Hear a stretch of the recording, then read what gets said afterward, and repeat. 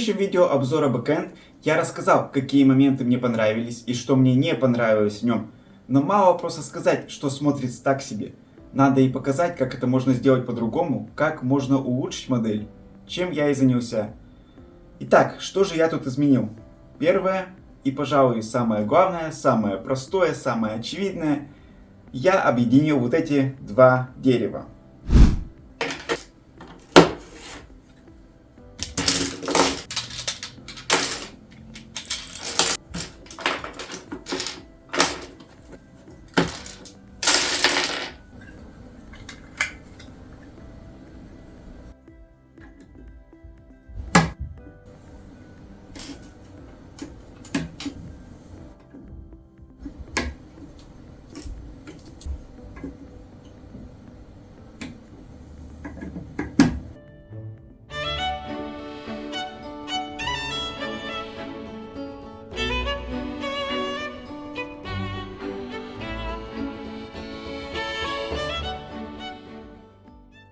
Мне всегда нравился оригинальный подход к созданию каких-то стандартных образов. Так что корни дерева я выполнил в горизонтальной плоскости, а не вертикальной, как это обычно принято делать. В принципе, и в исходном исполнении низ ствола дерева смотрится неплохо. Но я решил подойти несколько иначе, посмотреть на эту часть по-другому. Дальше я придал стволу дерева небольшой изгиб.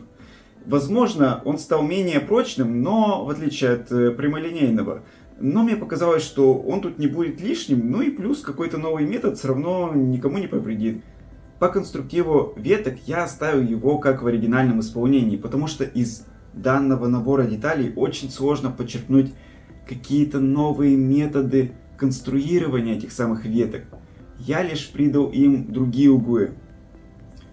По листве я также оставил исходное исполнение, потому что это довольно стандартный образ, смотрится он неплохо, и изменив его, стало бы только хуже. Я добавил больше самой листвы, больше самих листиков, и получилось вот так вот.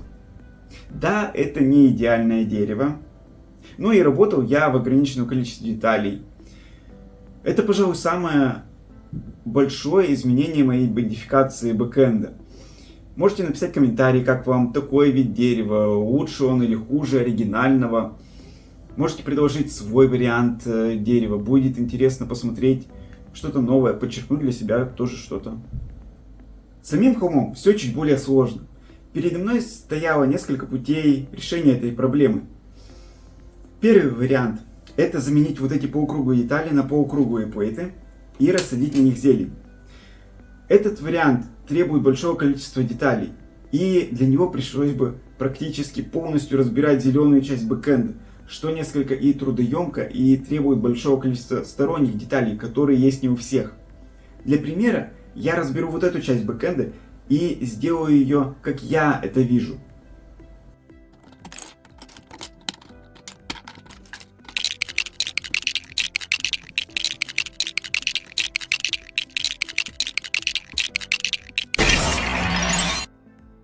Второй вариант – это высадить оставшуюся растительность. Это довольно легкий вариант, но и внешний вид от этого не особо изменится. Мы как будто добавим больше кустов в дворик бэкэнда, но тем самым не решим проблему. Поэтому я решил пойти по другому пути. Итак, третий вариант. Для него придется использовать все-таки какое-то количество сторонних деталей. Я пришел к выводу, что для создания рельефа травяного холма лучше всего подходят вот такие вот детали. Я вообще никогда не задавался вопросом названия деталей. И вы уж извините меня, если вам это как-то режет слух, когда я говорю вот эта деталь или вот эта деталь. Так вот, я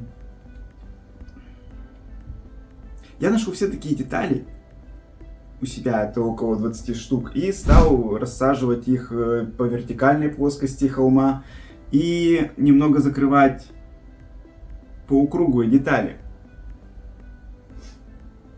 Почему-то в Лего их использование довольно ограничено, хотя они смотрятся-то хорошо и как будто могут много где пригодиться. И тут можно сразу отметить, что для создания каких-то природных форм лучше не использовать какие-то однотипные решения, симметричные формы, прямые углы. Да, возможно, они подойдут для каких-то конкретных объектов, допустим, ель, но все-таки я стараюсь этого не делать.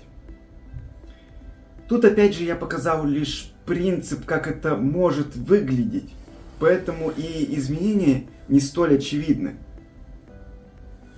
И последнее, что я решил сделать, это добавить ширину самого холма.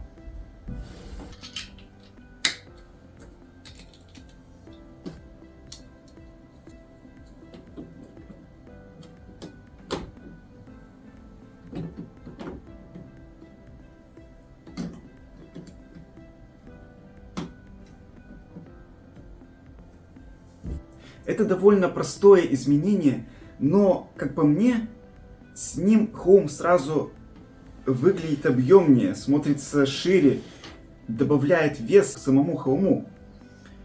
Эти части легко снимаются и на игру с самими помещениями никак не повлияют. Такой получился принципиальный апгрейд набора LEGO Shear 10354. Но если вам эта версия понравилась больше, чем оригинальный набор, то в принципе можно и лайкнуть. А вообще в ходе создания этих модификаций я понял, что в LEGO как-то немного посредственно относится к созданию самих деревьев. Вот, например, здесь, здесь. И мне захотелось создать некую инструкцию по разработке самих деревьев. Так что можете и подписаться, чтобы не пропустить новые видео. В общем, пишите комментарии, ставьте лайки, подписывайтесь. Ссылочка на инструкцию дерева внизу. И до новых встреч!